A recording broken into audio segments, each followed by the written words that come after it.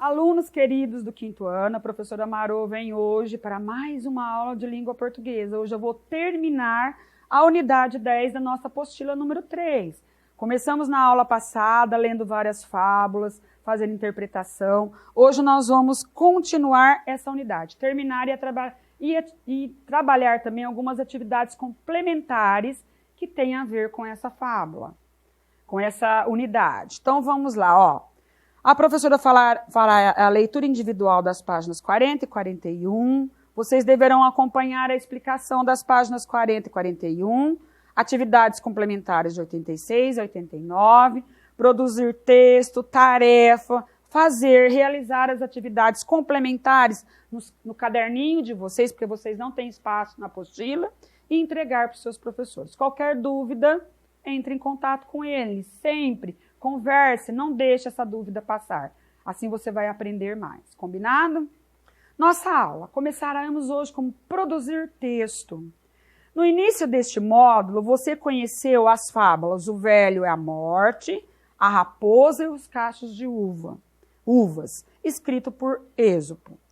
Quando recontamos um texto, usando outras palavras, mas preservando seu sentido original, fazemos uma paráfrase. Então, quando a professora contou para vocês, ela leu para vocês na outra aula, essas duas fábulas, e você vai contar. Eu quero contar isso para um amiguinho, para um irmão. Eu conto oralmente essa fábula, ou até por escrito, de uma outra maneira, usando outras palavras, mas não mudando o sentido, nós estamos fazendo uma paráfrase. E não só com texto nós fazemos isso. Vamos ver?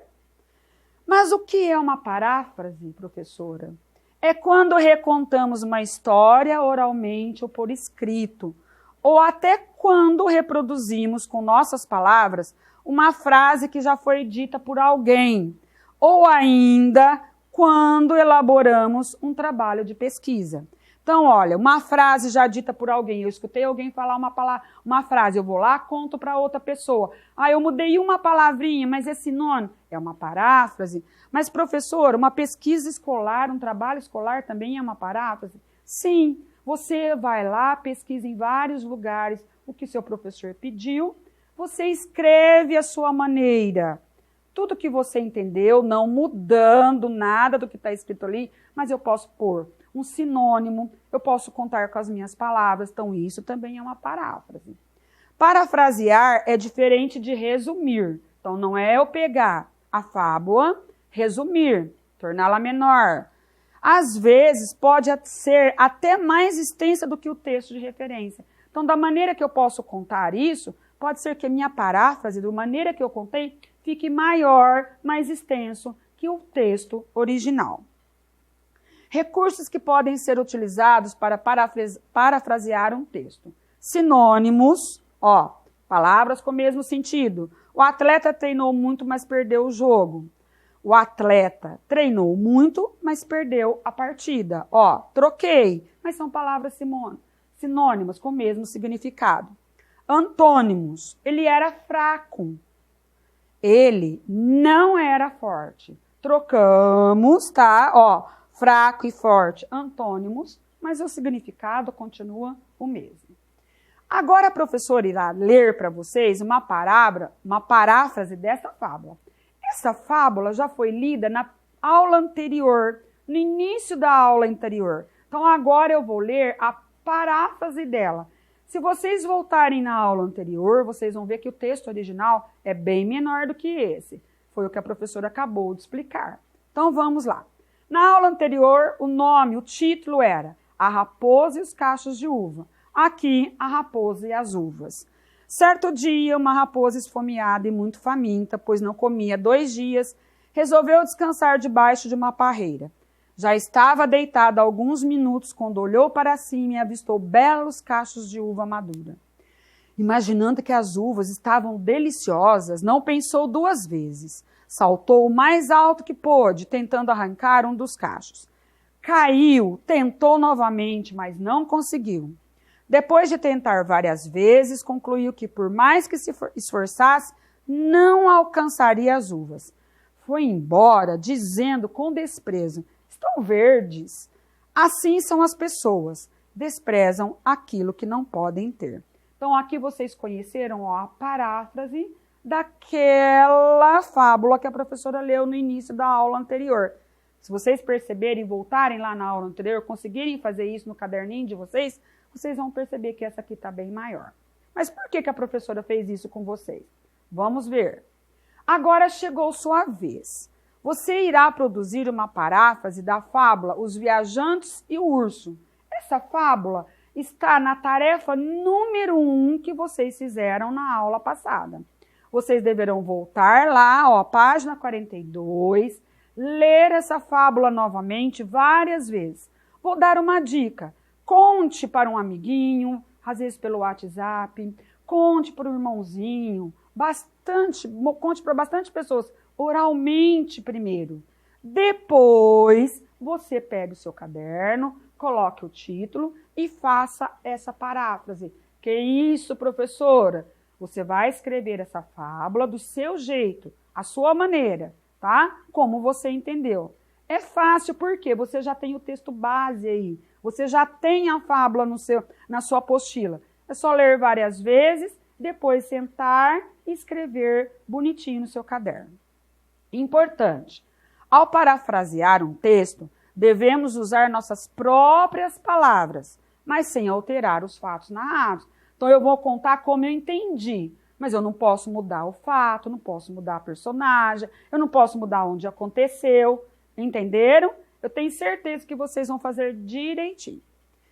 Então, na atividade anterior, você parafraseou uma fábula, mas não parafraseamos apenas histórias. Podemos produzir paráfrases de quaisquer textos, orais ou escritos, da moral de uma fábula, ou de um provérbio, de notícia, de instruções, de anedotas e de inúmeros outros gêneros textuais. Então, por exemplo, eu escuto uma notícia. A hora que eu vou contar para alguém, eu não vou fazer exatamente a escuta, como eu ouvi essa notícia ou como eu li essa notícia. Eu vou contar a minha maneira, mas eu não mudo onde ela aconteceu, o dia que ela aconteceu, o fato que aconteceu. Anedotas é um bom exemplo. O que é uma anedota? É uma piada pequenininha. Alguém me conta uma piada pequenininha. Eu memorizei a piada e eu vou passando ela oralmente para outras pessoas.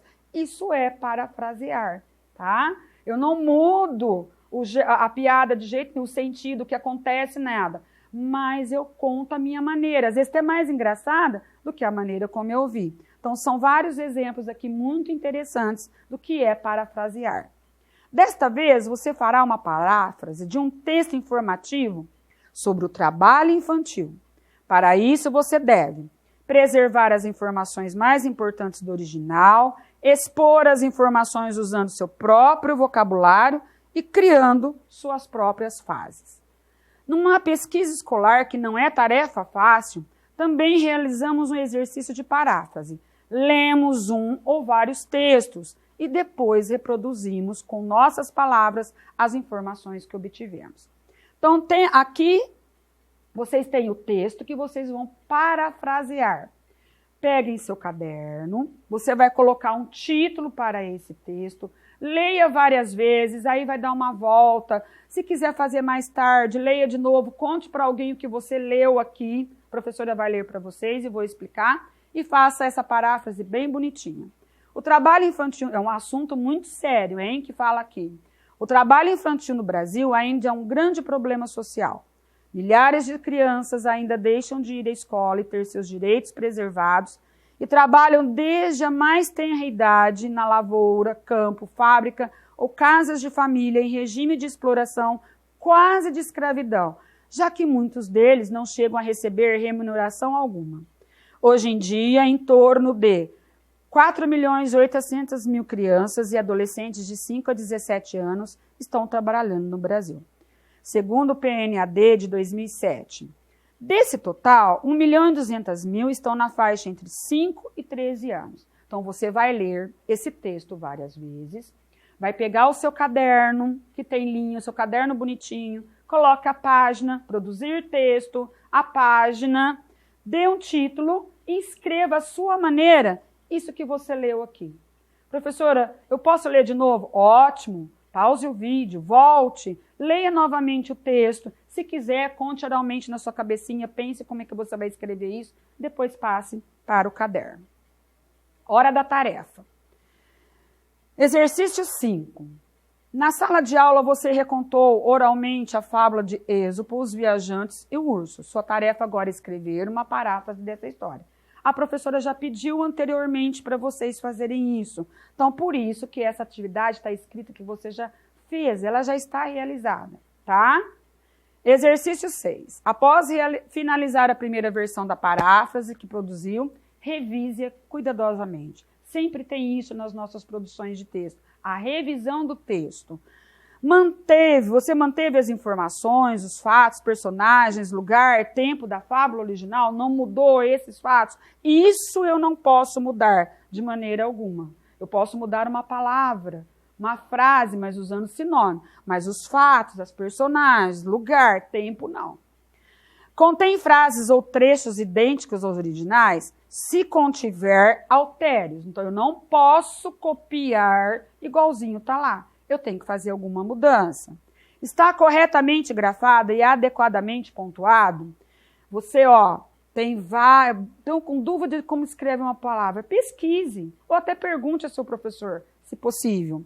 Apresenta a concordância entre os substantivos e as palavras a eles relacionadas? Foi o que nós estudamos na aula passada. Se o substantivo está no masculino, eu preciso usar o artigo, o pronome, o adjetivo, tudo no masculino, e assim vai. Então, preste bastante atenção a isso.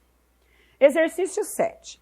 Veja como os provérbios abaixo foram parafraseados. Primeiro, antes só do que mal acompanhado. Como que eu entendi esse provérbio? Como é que eu posso escrevê-lo de uma maneira diferente? Olha lá a paráfrase dele. Antes ficar sozinho do que em má companhia. Então, antes só do que mal acompanhado. Antes eu ficar sozinho do que ficar em má companhia. Outro provérbio. Em cavalo dado não se olha os dentes. Então, olha lá, olha o significado dele. Como é que eu posso parafrasear esse provérbio? Quando se ganha um presente, deve-se apreciá-lo. Quer dizer, eu não devo fazer pouco dele. Eu ganhei, então eu devo apreciá-lo. Agora é sua vez. Faça a paráfrase desses provérbios populares. Cada macaco no seu galho. O que será, gente? Olha aqui, a professora trouxe para vocês. Cada pessoa no seu devido lugar. Cuide da sua vida, não cuide da vida do outro, não é? Aí vocês vão ler o B e o C e fazer a mesma coisa. Chegamos nas atividades complementares que pertencem, que fazem parte da unidade 10. A professora vai trabalhar algumas com vocês. O primeiro texto é A Morte da Tartaruga. Esses textos das atividades complementares, vocês não têm na apostila, mas vocês receberão junto com as aulas, tá bom? O menininho foi ao quintal e voltou chorando. A tartaruga tinha morrido. A mãe foi ao quintal com ele, mexeu na tartaruga com um pau, tinha nojo daquele bicho e constatou que a tartaruga tinha morrido mesmo. Diante da confirmação da mãe, o garoto pôs-se a chorar ainda com mais força. A mãe, a princípio, ficou penalizada, mas logo começou a ficar aborrecida com o choro do menino. Cuidado, senão você acorda seu pai. Mas o menino não se conformava. Pegou a tartaruga no colo e pôs-se a acariciar-lhe o casco duro. A mãe disse que comprava outra, mas ele respondeu que não queria, queria aquela, e viva.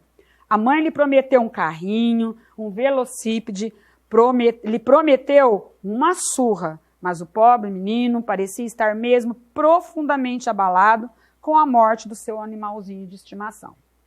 Afinal, com tanto choro, o pai acordou lá dentro e veio estremunhando, ver de que se tratava. O menino mostrou-lhe a tartaruga morta.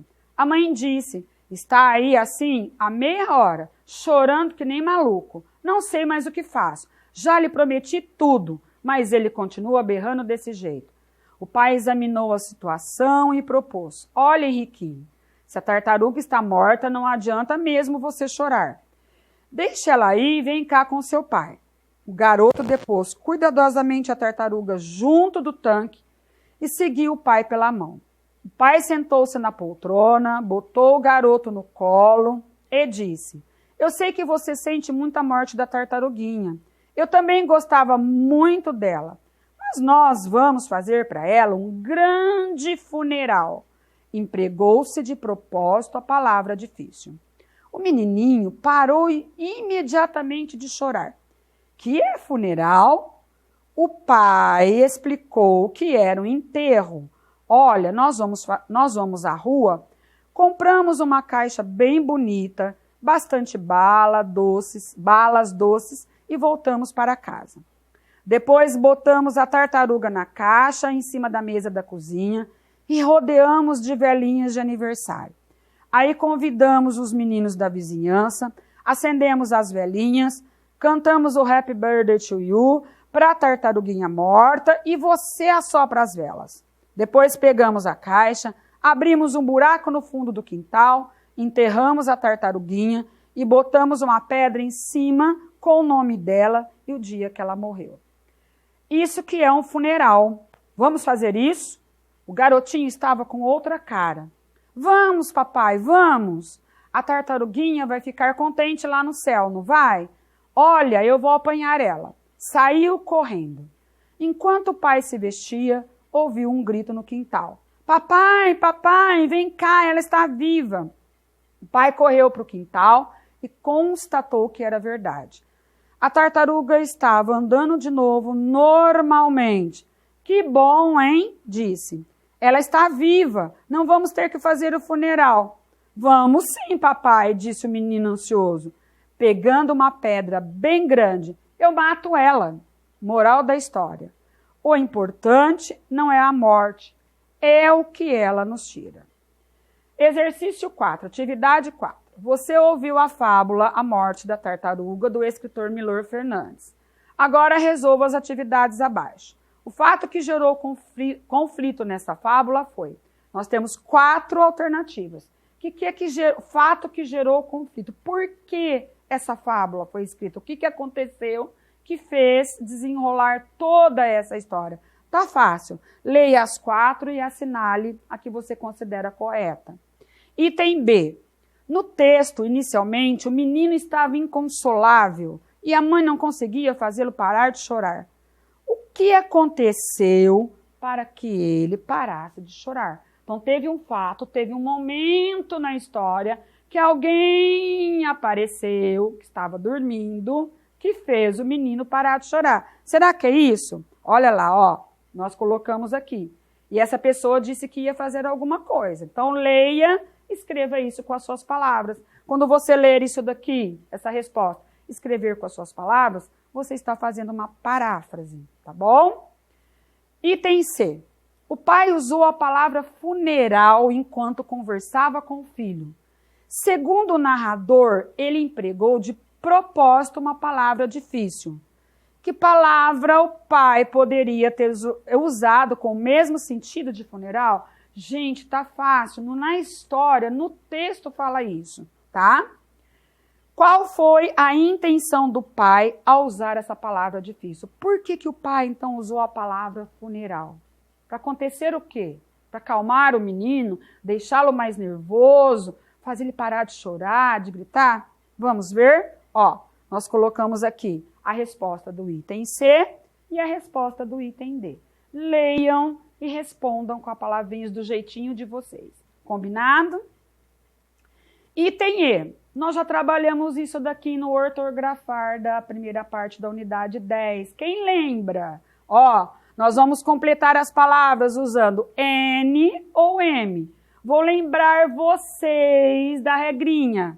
Usamos M antes das consoantes P e B e o N antes das demais consoantes. Então, a professora trouxe aqui para vocês alguns exemplos. Ó, eu tenho T e eu tenho D. Então, nós vamos usar o N. E aqui, nós temos P e B. Então, vamos completar com M. Vocês vão terminar. A regrinha, gente, eu acabei de falar para vocês, né? Que regra ortográfica você utilizou para preencher corretamente os espaços nas palavras acima?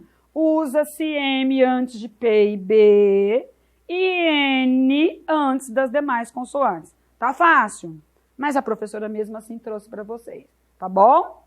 Olha, quantos exercícios estão sendo realizados durante a aula. Atividade 5. Sobre o texto A Morte da Tartaruga, responda. No trecho, olha, Henriquinho, a palavra destacada foi usada para demonstrar. Palavra destacada, Henriquinho. O pai usou o nome, né, no diminutivo. Por que será que ele fez isso? Você vai ler as 4 alternativas e assinalar o que você considera a mais correta. Volte ao texto se precisar, leia-o novamente, tá? É uma história bem interessante. Item B. Leia atentamente o trecho abaixo. A mãe lhe prometeu um carrinho, um velocípede, lhe prometeu uma surra, mas o pobre menino parecia estar mesmo profundamente abalado com a morte do seu animalzinho de estimação. Agora responda, quais sentimentos a mãe demonstra em relação ao filho? Quando ela fala que já deu, prometeu um carrinho, prometeu um velocípede, até uma surra, mas ele não parava de chorar. O que ela está sentindo aí? Raiva, nervoso? Já está sem paciência? Então você vai escrever esses sentimentos. Nós já trouxemos aqui 2 para vocês, tá bom? Agora é sua vez, agora é com você. Item C. Faça uma paráfrase da fábula A Morte da Tartaruga. Capriche. Você pode ser convidado a contar sua história para seu professor. Lembre-se de, ao produzir uma paráfrase, é preciso manter o mesmo sentido do texto que será recontado. Então, você vai voltar, ler esse texto novamente, ou se quer ver o vídeo novamente, a professora lendo, mas você vai receber esse texto também junto com a aula. Leia várias vezes, pegue novamente o seu caderninho, coloquem o título, leiam de novo, conte para alguém oralmente, depois você vem aqui e escreva esse texto, essa fábula, da maneira como você entendeu, tá? Como você a interpretou. Não podendo, lembrando, não posso mudar os fatos, os personagens, o lugar que aconteceu, o animalzinho da história, sempre mantendo esses dados, mas contando a sua maneira. Ao reescrever, utilize a mesma ordem de ideias que aparece na fábula original. Inclua todas as informações importantes, não dê sua opinião, utilize vocabulário diferente, dê um título. Quando terminar seu texto, faça a revisão, observando se ele apresenta o mesmo sentido da fábula original, se as palavras estão grafadas corretamente e se o título que escolheu é coerente com a história que você recontou. Lembrando, não é copiar nem resumir, é contar da maneira que você entendeu. Próximo texto, A Lenda da Morte, parte 1. A crença na fatalidade da morte produziu no sertão a mesma lenda que existe no Oriente, com pequena diversidade de forma e nenhuma de substância. Onde quer que a alma popular pense do mesmo modo, se manifesta de idêntica maneira e, como ensina Van Gennep, a qualquer momento, em tema lendário, bem localizado, será achado num ciclo de contos populares em outro extremo do mundo.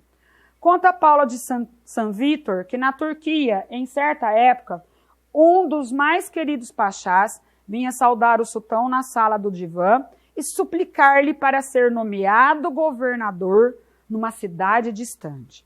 Justificava o pedido com uma desculpa qualquer. O soberano não o queria atender e até já estava se aborrecendo com aquela insistência quando o velho servidor do trono confessou o verdadeiro motivo do seu desejo de deixar Istambul. Todas as manhãs, ao sair de seus aposentos, encontrava a morte, que lhe cravava olhos de espanto. Já não podia mais com essa obsessão. O sultão tomou a narrativa como caduquice, teve pena do pachá e mandou-o para onde tanto queria ir. Semanas depois, passeando à noite pelo jardim do palácio, o sultão encontrou a morte e interpelou-a. Por que perseguias o meu velho pachá, fitando-o diariamente com olhos de espanto? E ela respondeu, porque recebi ordem de matá-lo na cidade, para onde foi nomeado governador, e me admirava de ainda vê-lo por aqui. Exercício 6. Você acabou de ouvir outro conto sobre a morte, dessa vez uma versão conhecida também no Oriente. Responda as questões abaixo com base no texto lido por seu professor. Qual foi o motivo apresentado ao soberano pelo velho servidor para justificar o seu desejo de deixar Istambul? Por que ele queria ir embora da cidade? Lá no texto fala isso bem no início. Por quê?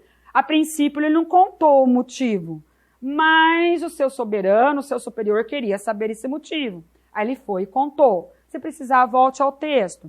Item B. Como o soberano interpretou a história do Pachá? Quando o soberano escutou o que ele disse, o que ele pensou que o Pachá era? Que ele estava o quê? Então, volte na história que isso está fácil. Item C. Como o Pachá tentou enganar a morte? O que ele fez para enganar a morte? Ele ficou ali, pediu para outro lugar, para ir para outro lugar. Voltem ao texto, essa tá fácil, tá? Item D. Reescreva o trecho a seguir, substituindo o substantivo Pachá por rainha. Faça as adequações necessárias, garantindo a concordância. Nós já fizemos bastante esse tipo de exercício nessa unidade. Então, ó, por que perseguias o meu velho Pachá? No lugar de Pachá, nós vamos substituir rainha.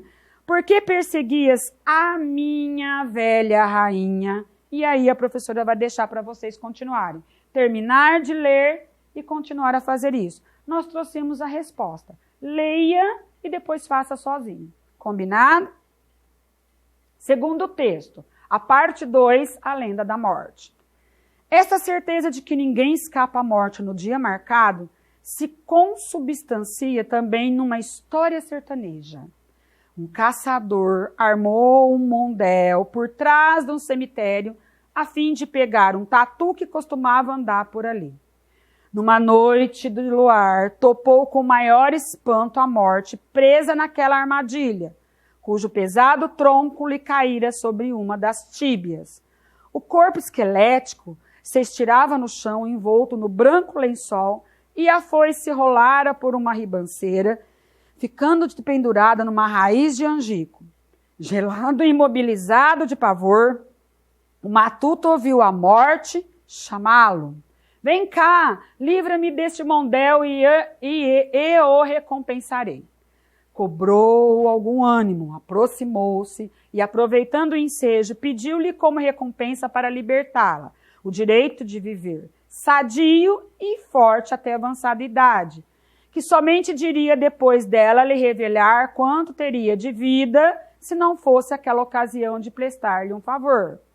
Ela respondeu sinceramente que isso não lhe era possível revelar e nem seria preciso para que dissesse quantos anos desejava de existência. 120, exigiu o caçador. A morte acedeu e ele a libertou. Viveu sempre rígido e feliz, assombrando o sertão e vendo o desfile das gerações, aquele longo período. No dia em que se completava o prazo obtido com o acordo, teve medo de morrer e resolveu enganar a morte. Raspou completamente a barba, bigode, cabelos e até sobrancelhas, de modo a se tornar irreconhecível e se meteu num baile que davam no lugar onde moravam. Perto da meia-noite, que era quando terminava o prazo, a morte que o procurava por toda a parte sem o achar, veio ter a festa, perguntando se o tinham visto, mas ninguém lhe dava a menor notícia dele. Aproximava-se a hora fatal. Então ela examinou um por um dos convidados e, ao bater a primeira badalada das 12 horas, disse, segurando o nosso caçador pelo braço: como não tenho mais tempo de procurar o velhaco e não quero me retirar de mãos vazias, levo comigo este pelado. E a atividade 7. Ouça outro conto, vocês já ouviram, né, sobre a morte, que a professora acabou de ler para vocês, contada no sertão brasileiro. Em seguida, realize as atividades. Numa noite do luar, topou com o maior espanto a morte, presa naquela armadilha, cujo pesado tronco lhe caíra sobre uma das tíbias. O corpo esquelético se estirava no chão, envolto no branco lençol, e a foice rolara por uma ribanceira, ficando dependurada numa raiz de angico. Gelado e imobilizado de pavor, o matuto ouviu a morte chamá-lo. Por Por que o autor fez questão de dizer que era noite? Porque a maioria dos contos, gente, ó, de terror, que fala sobre morte, é à noite. Por quê? Porque tem que ser assustador, tá? B, porque o narrador descreveu, como o narrador descreveu a morte nesse trecho? Tá fácil, ó. Perna quebrada, corpo esquelético, é só vir procurar aqui, tá bem descrito aqui, tá? No trecho. C, com que intenção o autor construiu essa descrição? Por que ele descreveu a morte dessa maneira? Para assustar, para deixar todo mundo com medo? Se ele colocasse a morte de uma maneira bonita, ninguém ia ter medo dela. Item D. Qual foi o acordo que a morte fez com o caçador? Então, o que eles acordaram e o que eles combinaram? A morte pediu para ele fazer uma coisa e ele pediu outra coisa em troca, tá bom? Tá fácil, ó, mas mesmo assim nós colocamos o item A para vocês. Leiam, releiam de novo e respondam.